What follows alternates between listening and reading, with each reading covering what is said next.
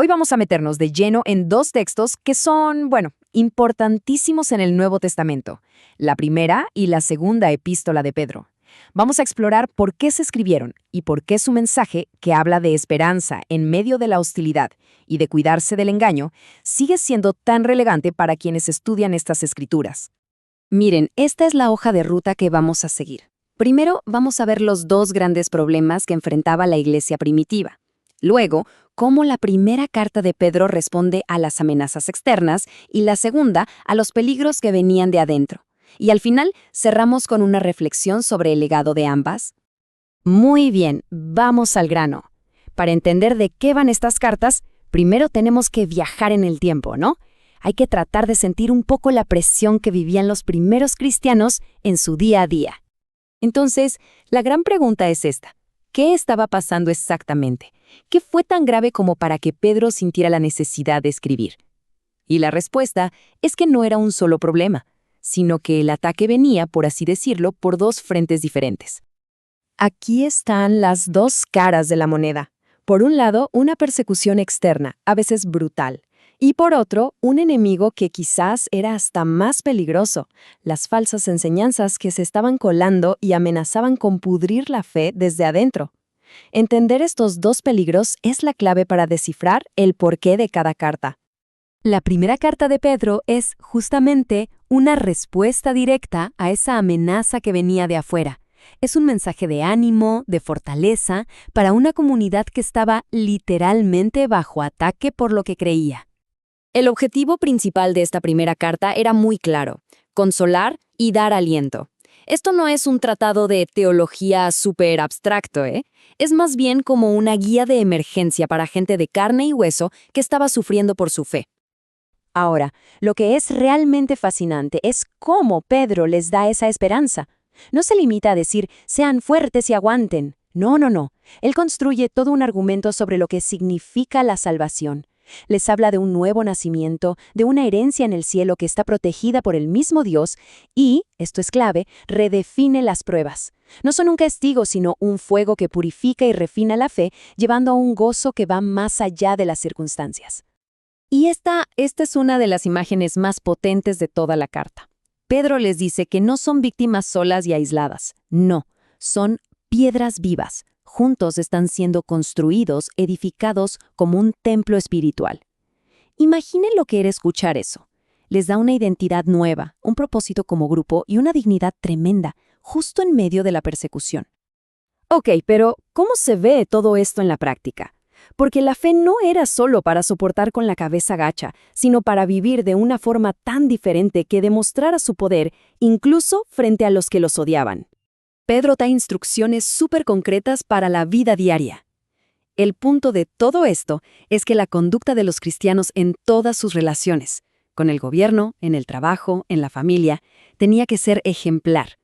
Tan ejemplar que callara a los críticos y sirviera como un testimonio silencioso, pero muy poderoso, de su fe. Se trataba de vivir de una forma intachable. Y ahora cambiamos de marcha por completo. Si la primera carta miraba hacia el peligro de afuera, la segunda se enfoca en un peligro que venía de adentro. La amenaza ya no es solo la persecución, sino la corrupción de la doctrina que estaban haciendo en el corazón mismo de la comunidad. Aquí el tono de Pedro se vuelve mucho más urgente, casi combativo.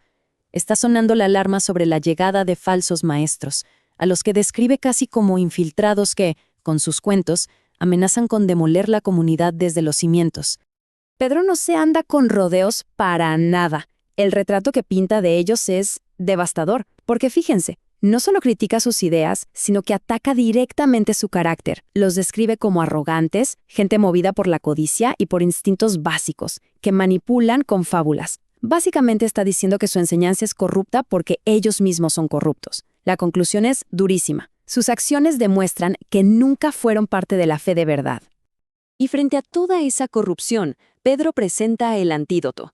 Es una ilustración brillante de un camino de crecimiento genuino, la famosa escalera de la fe. No se trata de un conocimiento secreto ni nada por el estilo, sino de un desarrollo del carácter, paso a paso. Se empieza con la virtud, A eso se le suma conocimiento, luego dominio propio para aplicar bien ese conocimiento, y así se va subiendo, hasta llegar al amor, que es la máxima expresión de una fe madura. Este, según Pedro, es el camino para ser una persona de fe sólida, fructífera, inmune a las falsas doctrinas. Ahora, una de las doctrinas clave que estos falsos maestros estaban atacando era la promesa del regreso de Cristo. Se burlaban de ella, ¿saben? Decían que era una promesa vacía que nunca se iba a cumplir. Por eso, Pedro dedica una buena parte de su segunda carta a reafirmar esta verdad, que era fundamental. Y la defensa que hace Pedro tiene varias capas. Primero dice, oigan, yo estuve ahí, fui testigo ocular en la transfiguración. Un testimonio directo. Luego, apela a la autoridad de las escrituras de los profetas, que lo confirman. Argumenta también que la historia misma, con cosas como el diluvio, demuestra que Dios sí interviene de forma decisiva. Y sobre la supuesta tardanza, Pedro ofrece una perspectiva totalmente diferente. No es que Dios se haya olvidado, es su paciencia en acción, dando tiempo para que más gente se arrepienta. Entonces, después de este recorrido, si ponemos las dos cartas una junto a la otra, ¿con qué nos quedamos? ¿Cuál es el mensaje que perdura? ¿Cuál es el legado de Pedro para las generaciones que vinieron después? Al final, todo se resume en este doble enfoque. Por un lado, nos dan un modelo de cómo mantener la esperanza y vivir con integridad cuando el mundo de afuera se pone hostil. Y por otro, nos hacen un llamado a estar siempre alertas, vigilantes, para proteger la verdad de las corrupciones que pueden nacer adentro. Esperanza y vigilancia. Esas son las dos grandes claves del legado de Pedro. Y con esto, llegamos al final de nuestro análisis, pero la reflexión en realidad apenas comienza. La pregunta queda en el aire. En un mundo como el nuestro, con sus propias formas de presión y con una avalancha de información y desinformación, ¿de qué manera nos hablan hoy estos dos mensajes de Pedro, esperanza en la adversidad y discernimiento frente al engaño? Gracias por habernos acompañado.